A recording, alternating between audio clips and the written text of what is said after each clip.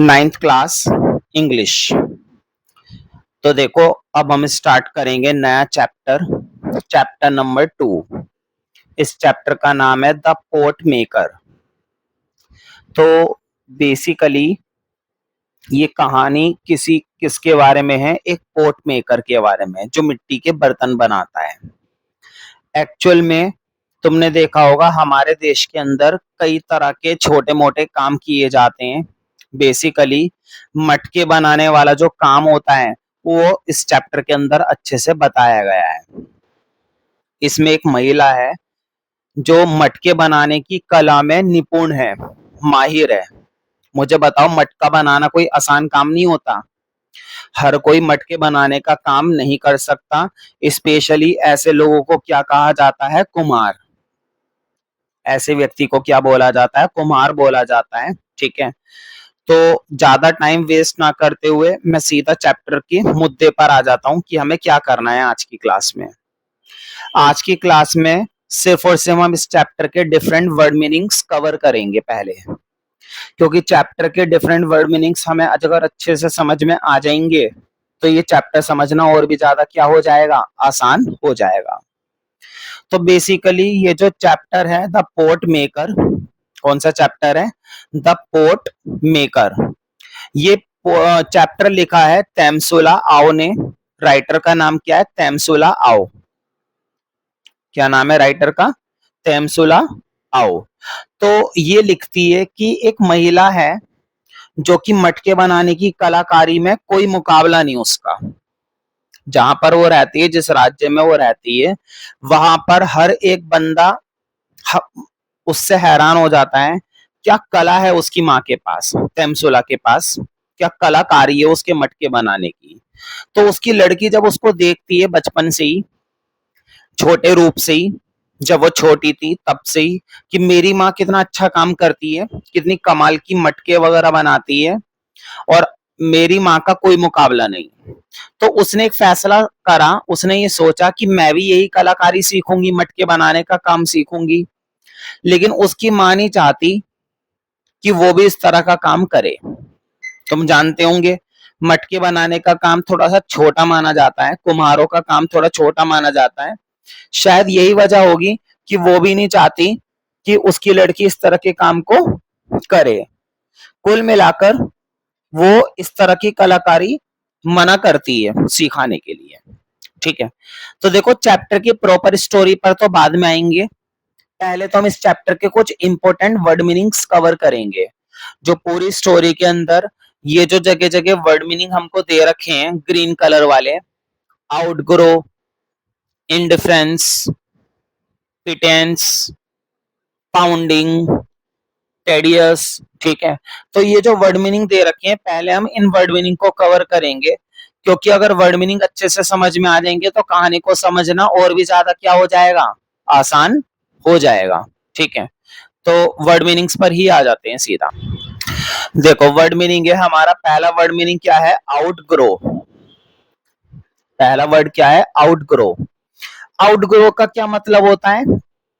Outgrow का मतलब होता है to loss interest in something as one grow older. To loss interest in something as one grow older. मान लो इस वाली बात का क्या मतलब है? तो इसका मतलब ये हुआ, तुमने देखा होगा बचपन में हमें कभी किसी चीज का मन करता है, कभी किसी चीज का मन करता है। जैसे कि मान लो बचपन में हमने सपना देखा कि हम बड़े होकर एक्टर बनेंगे, लेकिन धीरे धीरे उसमें फिर हमारा इंटरेस्ट क्या होने लगा? हटने लगा, है ना। बचपन में हमने सपना देखा पुलिस वाले बनेंगे, है ना, पुलिस बनेंगे, बड़े होकर पुलिस में जाएंगे। तो फिर धीरे धीरे वहां से हमारा वो इंटरेस्ट हटने लगा। तो जब हमारा किसी चीज में से इंटरेस्ट हटने लगता है या कम होने लगता है, ठीक है, तो उसके लिए शब्द क्या होता है? आउटग्रो। आउटग्रो का हिंदी में मीनिंग होता है निकल पड़ना। मतलब जब हम किसी चीज से बाहर निकल आते हैं, पहले हम बचपन के ख्यालों में डूबे रहते थे और अब हम उन बचपन के ख्यालों से क्या आ गए? बाहर आ गए, निकल गए। ठीक है। इनडिफरेंस, दूसरा वर्ड मीनिंग क्या है? इनडिफरेंस। ये वर्ड मीनिंग जो मैं सिखा रहा हूं ये तुम्हें बहुत अच्छे से याद होने चाहिए। पहली बात तो क्योंकि ये वर्ड मीनिंग अगर अच्छे से याद करोगे तभी तुम्हें चैप्टर को और भी ज्यादा अच्छे से समझने में हेल्प मिलेगी। तो अगर हम पहले ही वर्ड मीनिंग को अच्छे से प्रिपेयर कर लें तो पूरा चैप्टर करना काफी आसान हो जाएगा। इनडिफरेंस, तो इनडिफरेंस का क्या मतलब होता है? रुचि ना होना। जब हमारा किसी चीज में इंटरेस्ट नहीं होता है या इंटरेस्ट की क्या होती है, कमी होती है, रुचि नहीं होती अगर हमारी किसी काम में, तो बेसिकली हम क्या बोलते हैं? इंडिफरेंस बोलते हैं। इंडिफरेंस का मतलब होता है किसी काम में रुचि ना होना। तो देखो, lack of interest in something, जैसे मैंने बोला कि तुम जो है पढ़ाई किया करो, लेकिन तुम पढ़ाई करने में क्या रखते हो? रुचि रखते ही नहीं हो, इंटरेस्ट ही नहीं तुम्हें पढ़ाई में। तो हम ये कह सकते हैं you are indifferent with study, तुम्हें पढ़ाई में बिल्कुल भी रुचि नहीं है। या फिर जिसमें कम रुचि हो, जैसे मैंने बोला मोबाइल वगैरह चलाया करो, तो तुमने बोला हमें मोबाइल चलाने में बिल्कुल भी रुचि नहीं है। हालांकि ये वाली बात तो सच नहीं है, मोबाइल चलाने में तो आजकल हर किसी को रुचि होती है, ठीक है। तो जब किसी काम में हमारा मन नहीं लगता तो शब्द आता है इंडिफरेंस।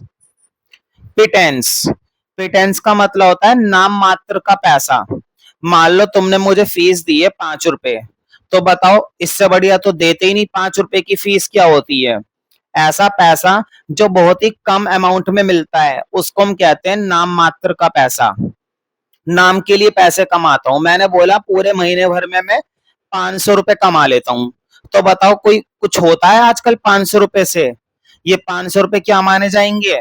नाम मात्र का पैसा। क्या बोलते हैं इंग्लिश में? Pittance. I have a just pittance amount, मतलब मेरे पास नाम मात्र का पैसा है। तो देखो इंग्लिश में क्या लिखा हुआ है? A small amount of money received as income, जब तुमने केवल थोड़ा सा ही अमाउंट कमाया है पैसे का इनकम के तौर पर। जैसे कि कोई कह रहा है पूरा महीना मेहनत करने के बाद 1000-1500 रुपए मिलते हैं, तो बताओ उसके पास सैलरी कैसी है? पिटेंस है। पिटेंस का मतलब उसकी सैलरी कैसी है? नाम मात्र की सैलरी है, ज्यादा पैसा उसको नहीं मिलता है। फिर आता है पाउंडिंग। पाउंडिंग का मतलब होता है कूटना, कूट देना। मुझे बताओ, जैसा कि तुम्हें पहले से ही मालूम है, चैप्टर का नाम है द पोट मेकर, तो बताओ पोट जो बनाए जाते हैं वो मिट्टी के होते हैं ना, बर्तन जो होते हैं मिट्टी के बनाए जाते हैं, मटका वगैरह। तो पहले मिट्टी को क्या किया जाता है? कूटा जाता है। तो कूटने को क्या बोलते हैं? पाउंडिंग। और एक आध बार कूटते हैं या कूटते रहते हैं? हमें मिट्टी को ना कूट कूट के सॉफ्ट बनाना होता है, तो इसलिए हमें मिट्टी को बार बार कूटना होता है। तो पाउंडिंग का मतलब होता है रिपीटेड बीटिंग। बीटिंग का मतलब होता है कूटना, और रिपीटेड मतलब बार बार कूटना, तो मिट्टी को बार बार कूटा जाता है। पांचवा वर्ड है टेडियस। बताओ ये मिट्टी के बर्तन बनाना, उस पर काम करना, तैयार करना, मिट्टी को ढोकर लाना, ये कोई आरामदायक काम है? ये काम आरामदायक बिल्कुल भी नहीं होता। ये काम कैसा होता है? थकाने वाला, टायरिंग। ये काम कैसा कहलाता है? टायरिंग। तो टेडियस का मतलब होता है थकाऊ। जब हम कोई ऐसा काम करते हैं जिसमें बहुत थकावट हो जाती है, हम परेशान हो जाते हैं, थक जाते हैं, तो क्या कहलाता है? टेडियस। आजकल की औरतें घर के काम में भी काफी थक जाती हैं, है ना, मरियल हो जाती हैं बिल्कुल, जिसको हम कहते हैं टेडियस। जरा सा दो चार ऊपर नीचे के चक्कर लगा लेती हैं तो उसी में ही हाथ पैर दुख जाते हैं औरतों के, है ना। तो इस चीज को क्या बोला जाता है? टेडियस बोला जाता है, थकाऊ। तो उनको जरा जरा सी बात में थकावट हो जाती है, तो अक्सर ऐसा घर की औरतों के साथ होता रहता है। ये बात तुम्हें अच्छे से मालूम होगी, है ना, घर में मम्मियां काम करती हैं। छठा पॉइंट देखते हैं, डेफ्टली। क्या शब्द लिखा हुआ है? छठा वर्ड क्या है? डेफ्टली। डेफ्टली का मतलब होता है जब कोई काम हम अपनी माहिरता से करते हैं। कहते नहीं है यार तू तो बड़ा माहिर है इस काम में, है ना। जैसे मेरे को तुम कह सकते हो कि मैं पढ़ाने में क्या हूं? निपुण हूं, माहिर हूं। तो जब हम किसी काम को निपुणता से करते हैं, अब जैसे घर की औरतें होती हैं वो किस काम में माहिर होती हैं? वो घर के कामों में माहिर होती हैं। किसी किसी से गोल रोटी भी नहीं बनती, इसका मतलब ये हुआ कि उसे रोटी बनानी नहीं आती, तो वो काम निपुणता से नहीं कर पा रही है, ठीक है। कोई कपड़े अच्छे से नहीं धोता है, तो हम ये कह सकते हैं उसे कपड़े धोने की स्किल ही नहीं आती है, कपड़ा धोना ही नहीं आता है, धोने के बाद भी क्या रह जाते हैं, गंदे रह जाते हैं, जगह जगह निशान लगे रह जाते हैं। तो जब हम किसी काम को कैसे करते हैं, डेफ्टली करते हैं, निपुणता से करते हैं, ठीक है। अब कोई बच्चा पढ़ाई करता है लेकिन बहुत ही अच्छे से पढ़ाई करता है, तो हम ये कह सकते हैं वो पढ़ाई कैसे कर रहा है, निपुणता से कर रहा है। जैसे मेरे मम्मी पापा का मूर्ति का काम है, तो वो मूर्ति बनाते हैं, तो वो मूर्ति बनाने में क्या है, निपुण है। इंग्लिश का वर्ड हो गया स्किलफुली, और हिंदी का वर्ड हो गया निपुणता। स्पैटुला, अब है ना, स्पैटुला एक वो होता है, औजार होता है। जब मिट्टी को कूटा जाता है ना शेप देने के लिए, पलटा टाइप होता है, ठीक है। कूटने के लिए तो अलग वर्ड होता है, पलटा टाइप होता है। इससे क्या होता है, मिट्टी को ना शेप दी जाती है, आकार दी जाती है मटकी बनाने के लिए। तो देखो ऐसे होते हैं स्पैटुला। इन स्पैटुलों का इस्तेमाल करके मिट्टी को ना अलग अलग शेप दी जाती है मटका बनाने के लिए। हिंदी में इसका मतलब होता है पलटा। जैसे खाना बनाने के लिए, पराठे वगैरह या रोटी बनाने के लिए भी हम कई बार पलटे का इस्तेमाल करते हैं। चपटा सा होता है ना, बिल्कुल प्लेन सा, रोटी को पलटने के लिए या फिर पराठे को पलटने के लिए पलटे का इस्तेमाल करते हैं, तो इसलिए लिखा हुआ है पलटा। लेकिन ये बेसिकली एक तरीके का औजार होता है जो कुम्हार इस्तेमाल करते हैं। देखो क्या लिखा हुआ है, tool used by a potter, एक ऐसा औजार जो कौन इस्तेमाल करते हैं, पोटर। पोटर का मतलब कुम्हार वगैरह जो मिट्टी के बर्तन बनाते हैं, जो मटका बनाते हैं। टू शेप अ पोट, मट्टी के बर्तन को क्या देने के लिए, शेप देने के लिए। तुम्हें मालूम है मिट्टी का बर्तन जनरली गोल होता है, तो मटका जब हम उसमें बनाते हैं तो गोल शेप देने के लिए किसका इस्तेमाल करते हैं, स्पैटुला का। मैं पूछूंगा स्पैटुला क्या होता है, इसलिए ध्यान से सुनना है और समझना है। अगला वर्ड है टेंड। टेंड का मतलब होता है, तुम्हें मालूम होगा जब मिट्टी के बर्तन बन जाते हैं तो वो कच्चे होते हैं, तो मिट्टी के बर्तनों को पकाने के लिए ना आग में रखा जाता है, आग में जलाया जाता है। इसका मतलब ये हुआ कि जब हम ये काम कर रहे होते हैं आग में रखने का, तो ये काम बड़े ध्यान से करना होता है, कभी कभी अपना भी नुकसान हो जाता है।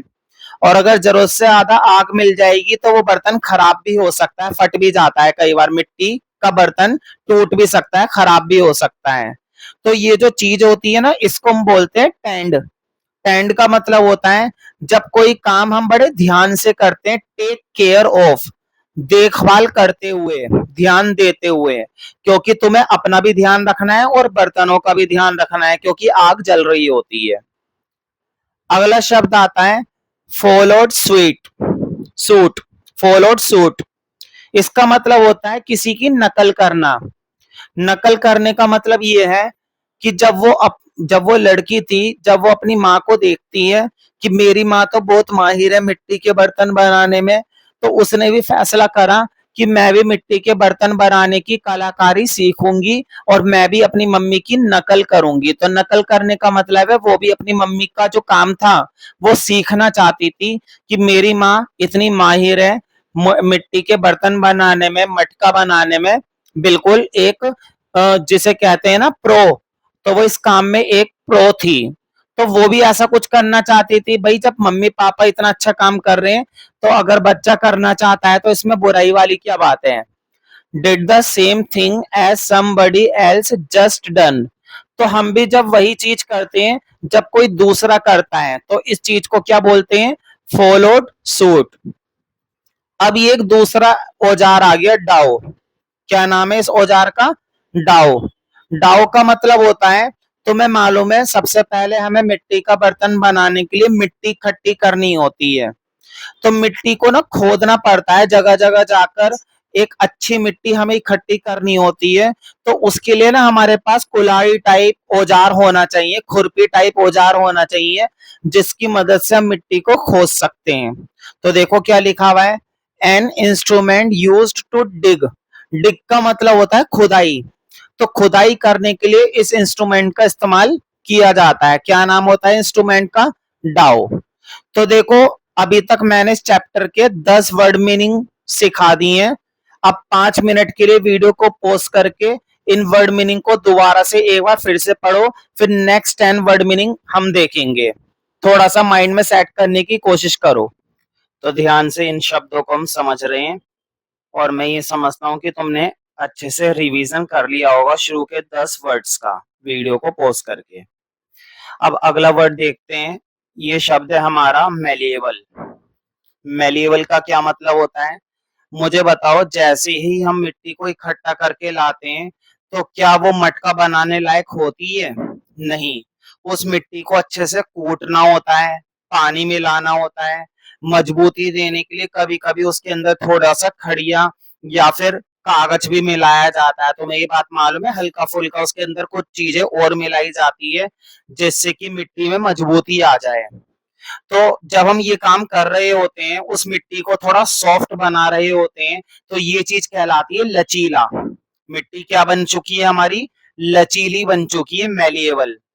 और अब इस मिट्टी को इस लायक बनाया जा सकता है कि अब हम इससे क्या बना सके? मटके।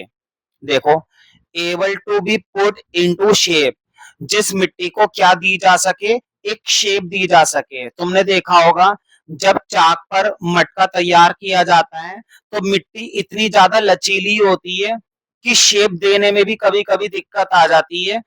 ये तो कुम्हार की कलाकारी होती है, हर कोई शेप नहीं दे सकता। जो व्यक्ति इस काम में माहिर होता है, जिस व्यक्ति ने इस काम में जिंदगी निकाल दी हो, वही काम वही ये व्यक्ति कर सकता है। विदाउट ब्रेकिंग और क्रैकिंग, ना तो मिट्टी टूटती है और ना ही क्रैक पड़ते हैं उसमें, और आसानी से क्या दी जा सकती है? शेप दी जा सकती है। तो मेलिएबल का क्या मतलब होता है? लचीला, मतलब कि मुलायम। डॉर्मिटोरीज, ये क्या होता है? डॉर्मिटोरीज, डॉर्मिटोरीज ऐसे होता है जैसे कि मान लो तुमने देखा होगा हॉस्टल में जब हम रहते हैं तो हॉस्टल में क्या होता है? चार चार पांच पांच बच्चों का ना एक ही कमरा होता है। एक ही कमरे में चार चार पांच पांच 10 10 बच्चे रहते हैं। अलग अलग बेड लगे हुए होते हैं। उन सभी बच्चों का अलग अलग क्या होता है? बेड होता है, लेकिन कमरा एक ही होता है, बड़ा कमरा होता है। उस कमरे को बोला जाता है डॉर्मिटोरीज। एक तरीके से हॉस्टल में जो बड़े बड़े कमरे होते हैं ना, उन बड़े बड़े कमरों के लिए क्या इस्तेमाल करेंगे? डॉर्मिटोरीज। जब शादी वगैरह का टाइम होता है तो तब भी हम क्या करते हैं? हॉल बुक करते हैं, और हॉल के अंदर काफी सारे गद्दे लगे हुए होते हैं। तो अलग अलग गद्दों पर अलग अलग लोग ठहर जाते हैं। इसको भी हम क्या कह सकते हैं? डॉर्मिटोरीज। तो डॉर्मिटोरीज का मतलब होता है सामूहिक शयन कक्ष। शयन का मतलब होता है सोने का, और सामूहिक मतलब सभी का, जिसमें 10 लोग सो सकते हैं, 15 लोग सो सकते हैं, या 6 लोग सो सकते हैं ना। लेकिन बिस्तर सभी का अलग अलग होएगा, ये नहीं कि एक ही बिस्तर में घुस जाएंगे सारे। तो हम इसको बोलते हैं सामूहिक शयन कक्ष। ये बड़े बड़े कमरे होते हैं। देखो क्या लिखा हुआ है? Large rooms containing many beds, बड़े बड़े कमरे जिनमें कई सारे क्या लगे हुए होते हैं? बिस्तर। एज इन अ हॉस्टल, जैसे कि हॉस्टल में होता है। 13 देखो, रीसॉल्व। 13 वर्ड कौन सा है? रीसॉल्व। रीसॉल्व का मतलब होता है किसी समस्या का हल निकाल लेना। जब हमारे जीवन में कोई समस्या आ जाती है तो हमें उस समस्या का क्या निकालना चाहिए भाई? बैठकर हल निकालना चाहिए। और क्या समस्या का हल निकालना आसान काम होता है? नहीं। कभी कभी समस्या का हल निकालना इतना भी आसान नहीं होता है। तो समस्या का समाधान करना ही क्या कहलाता है? रीसॉल्व। लेकिन कुछ लोग होते हैं जो एक बार में आसानी से हार मान जाते हैं कि यार मुझसे नहीं हो रहा, मैं तो हार मान गया। तो क्या बताओ, हार मानने से समस्या का हल मिल जाएगा? हार मानने से समस्या का हल नहीं मिलता। अगर समस्या सुलझानी है तो तुम्हें उसका क्या करना पड़ेगा? समाधान करना पड़ेगा, रिसॉल्व। इसी का ही दूसरा वर्ड होता है डिटरमाइंड।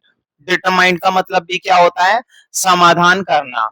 संकल्पित व्यक्ति, जिसने एक बार संकल्प ले लिया, जिसने एक बार ठान लिया कि मैं इस समस्या को निपटा कर रहूंगा, तो समस्या को वो निपटा कर ही रहेगा, कुछ भी हो जाए। फिर कुछ भी हो जाए, समस्या तो हल होकर ही रहेगी।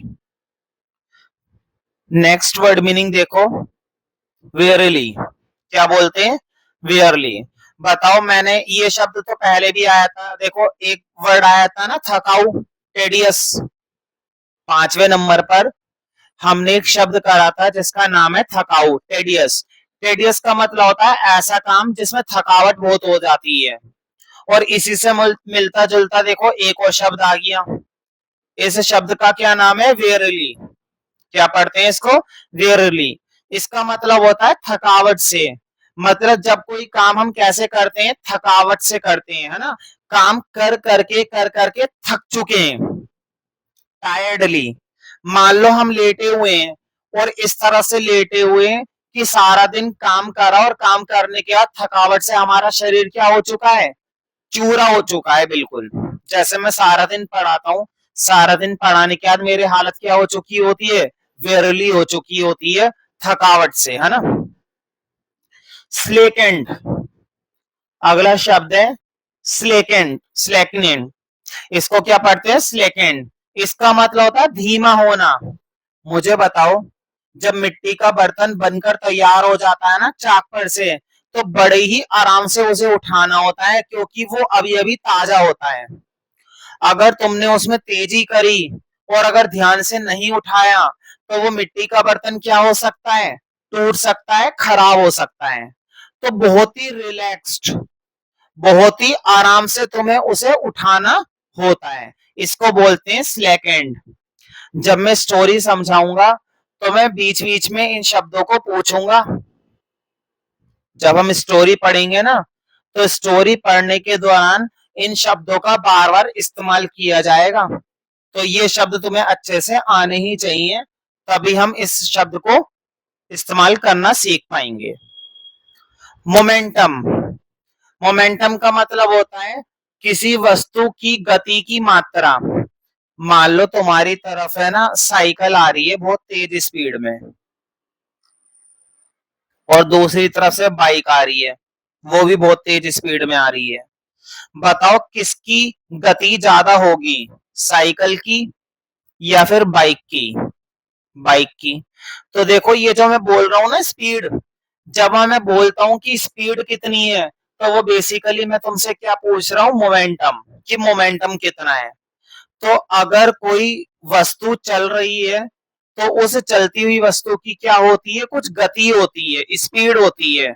तो किसी की स्पीड ज्यादा होती है और किसी की स्पीड क्या होती है, कम। इसको हम क्या बोलते हैं, momentum. That's is known as momentum, किसी वस्तु की गति की मात्रा। ठीक है। ड्राइविंग फोर्स, इसका दूसरा नाम क्या होता है, ड्राइविंग फोर्स। डेक्सटेरिटी, क्या बोलते हैं इसको, डेक्सटेरिटी। डेक्सटेरिटी का मतलब होता है किसी काम को करने का हुनर, किसी काम को करने का हुनर। मुझे बताओ, मिट्टी के बर्तन बनाने का जो हुनर होता है, क्या हर किसी के पास होता है, नहीं। क्या पढ़ाने का जो हुनर होता है, हर किसी के पास होता है, नहीं। जो नाचने का हुनर होता है, क्या नाचने का हुनर कि हर किसी के पास होता है, नहीं। तो देखो ये स्किल होती है, और ये स्किल धीरे धीरे डेवलप होती है। लेकिन जब हम इसकी लगातार प्रैक्टिस करते हैं, बार बार कोशिश करते हैं, तो फिर ये हुनर हमारे अंदर आ जाता है। इसको हिंदी में बोलते हैं कौशल। क्या बोलते हैं, कौशल। किसी काम को करने की कलाकारी, किसी काम को करने की कलाकारी क्या कहलाती है, डेक्सटेरिटी। क्या बोलते हैं इसको, डेक्सटेरिटी। टैली, मुझे बताओ, जब सारे मटके बन जाते हैं, तो एंड में हमें उनका हिसाब करना होता है कि आज के दिन में हमने कितने मटके बनाए, या पूरे हफ्ते में मटके कितने बनाए। तो टैली का मतलब होता है गिनती, टैली का मतलब होता है गिनकर रखना, हिसाब करना, हिसाब रखना। तो बताओ, हर एक बर्तन का हमें क्या रखना होता है, हिसाब रखना होता है। अकाउंट ऑफ पोर्ट्स, मतलब मटकों को गिनना, अकाउंट ऑफ पोर्ट्स। और बताओ, जब काम धंधा कर लेती है उसकी माँ, तो लौट कर वो अपने घर में आती है, घर में तो खैर वो बनाती है, अपने कमरे में आती है, दहलीज पर आती है। देखो, थ्रेस होल्ड। अगला शब्द क्या आ गया है, थ्रेस होल्ड। थ्रेशोल्ड का मतलब होता है दहलीज। जब हम गेट में आते हैं, मान लो कमरे का मैंने क्या करा, गेट खोला, तो बताओ गेट खोलने से पहले हमें कहां पर आना पड़ेगा, दहलीज पर आना पड़ेगा, गेट के नजदीक आना पड़ेगा। कहते नहीं है दहलीज के अंदर मत आ जाइयो, पीट दूंगा, दहलीज के बाहर मत चला जाइयो, पीट दूंगा। बताओ, ना बंदा अंदर जाए ना बाहर जाए, दोनों ही बात पर पिटाई हो रही है, करे तो करे क्या। ठीक है, तो उसको हम कहते हैं दहलीज। कहते नहीं है कि दहलीज से बाहर चला गया, दहलीज से अंदर आ गया, तो इसको बोलते हैं थ्रेस होल्ड। ध्यान रखना, गेट के अंदर आना मतलब थ्रेस होल्ड के अंदर आ जाना, और गेट से बाहर चले जाना मतलब थ्रेस होल्ड से बाहर चले जाना। देखो क्या लिखा हुआ है, एंट्रेंस ऑफ अ रूम। जब हम रूम के क्या करते हैं, अंदर एंटर करते हैं, एंट्रेंस ऑफ अ रूम। कमरे का जो एंट्रेंस होता है ना, उसको बोलते हैं थ्रेशोल्ड, कमरे कमरे की दहलीज। अब यहाँ तक के वर्ड मीनिंग अच्छे से पढ़ करके देखो, 5 मिनट को वीडियो को रोको और अच्छे से रिवाइज करके देखो यहाँ तक के वर्ड मीनिंग्स को। देखो अगला शब्द देखते हैं, इंट्यूटिवली। क्या लिखा हुआ है, इंट्यूटिवली। इसको हम पढ़ते हैं इंट्यूटिवली। जब भी हम अपने, मान लो किसी चीज को लेकर है ना, हमारे मन में फीलिंग्स होती हैं, भावनाएं होती हैं, और कहते हैं ना जब हम कोई फैसला करते हैं दिल से करते हैं तो दिमाग से नहीं करते, है ना। बिना सोचे समझे किए गए फैसले अक्सर गलत हो जाते हैं। जब भी हम कोई फैसला किस चीज को लेकर करते हैं, दिल को लेकर, तो अक्सर फैसले गलत हो जाते हैं। तो दिल से भी करने चाहिए और दिमाग से भी करने चाहिए, मतलब फैसला सिर्फ फीलिंग्स के हिसाब से ना हो, फैसला सोच समझ कर हो। तो इंट्यूटिवली का मतलब होता है बिना सोचे समझे। जब हम कोई काम करते हैं और कैसे कर लेते हैं, बिना सोचे समझे। जैसे कि मान लो तुमने पिक्चर देखी और पिक्चर के अंदर तुमने देखा कि यार फिल्मों का तो बढ़िया होता है, फिल्मों में तो हमें पिक्चरों का तो काम अच्छा है, इसमें हीरो बनना चाहिए, हीरोइन बनना चाहिए, है ना। तो तुमने एक फैसला करा कि मैं हीरो बनूंगा या मैं हीरोइन बनूंगी। तो तुमने सिर्फ फीलिंग्स देखी, मतलब एकदम से भावनाओं में चले गए कि ये काम तो बहुत अच्छा है, ये काम करूंगी। तो दिमाग नहीं लगाया कि इस काम को करने के लिए क्या करना पड़ेगा, संघर्ष भी होता है ना, मेहनत भी बहुत होती है, नहीं सोच रहे अभी। बस एकदम से तुम्हारे मूड में क्या आ गया कि बिना सोचे समझे तुमने एक फैसला कर लिया कि तुम हीरो बनोगे या हीरोइन बनोगे। तो तुमने कैसे फैसला करा है, इंट्यूटिवली। मोमेंटस, इसको क्या पढ़ते हैं, मोमेंटस। कभी कभी ना हमारे जीवन में ऐसा समय आता है जो बहुत ही महत्वपूर्ण होता है हमारे लिए। मुझे बताओ, जैसे कि जब हम माता पिता बनते हैं अपने जीवन में पहली बार, तो वो समय माता पिता के लिए बहुत ही ज्यादा क्या होता है, महत्वपूर्ण होता है। जब हमारा जन्मदिन मनाया जाता है तो वो दिन हमारे लिए क्या होता है, बहुत ही ज्यादा मोमेंटस होता है। मोमेंटस का मतलब क्या होता है, बहुत महत्वपूर्ण, ऑफ ग्रेट सिग्निफिकेंस। जो बहुत ही ज्यादा महत्वपूर्ण होता है, जो बहुत ही ज्यादा जरूरी होता है हमारे लिए। मान लो जिस दिन रिजल्ट आता है हमारा, जिस दिन हम नई क्लास में जाने वाले होते हैं, तो वो दिन हमारे लिए बहुत ही ज्यादा क्या होता है, महत्वपूर्ण होता है, मोमेंटस होता है। फेनोमेनन तो पहले से ही मालूम होगा। फेनोमेनन का मतलब होता है घटना, जैसे कि धूप का निकलना, है ना, पानी का बहना, हवा का चलना। तो बताओ ये घटनाएं होती रहती है ना अपने आप नेचुरली, इसको हम बोलते हैं फेनोमेनन। प्रोफाउंड, जिसका प्रभाव बहुत बड़ा हो, पावरफुल। तो देखो जब कभी हमारे जीवन में ऐसी कोई घटना होती है, जैसे कि मान लो तुमने पहली बार ये देखा कि गन, जैसी हम शॉट मारते हैं गन से, तो तुरंत तेज आवाज निकलती है, बहुत ही पावरफुल प्रभाव तुम्हारे ऊपर पड़ा उस चीज का कि मैं तो गन चलाना सीखूंगा, मैं तो गन चलाना सीखूंगी। तो जिस चीज का हमारे ऊपर बहुत बड़ा प्रभाव पड़ता है ना, बहुत ज्यादा असर पड़ता है, उसको हम कहते हैं प्रोफाउंड। उस चीज को क्या बोला जाता है, प्रोफाउंड। प्रोफाउंड का मतलब होता है जिसका हमारे ऊपर बहुत बड़ा असर पड़े, बहुत ज्यादा असर पड़े, पावरफुल। रिविलेशन, रिविलेशन का मतलब होता है खुलासा। खुलासा का मतलब जब कोई राज एकदम से किसी को पता चल जाता है, जैसे कि मैंने खुलासा कर दिया कि अब से तुम्हारी एक्स्ट्रा क्लास हुआ करेगी, तो मैंने एकदम से ये बात क्या कर दी, रिवील कर दी, बता दिया, खुलासा कर दिया। एक तरीके से ऐलान कर देना किसी चीज का, या कोई बात सभी को बता देना, क्या कहलाती है? खुलासा करना।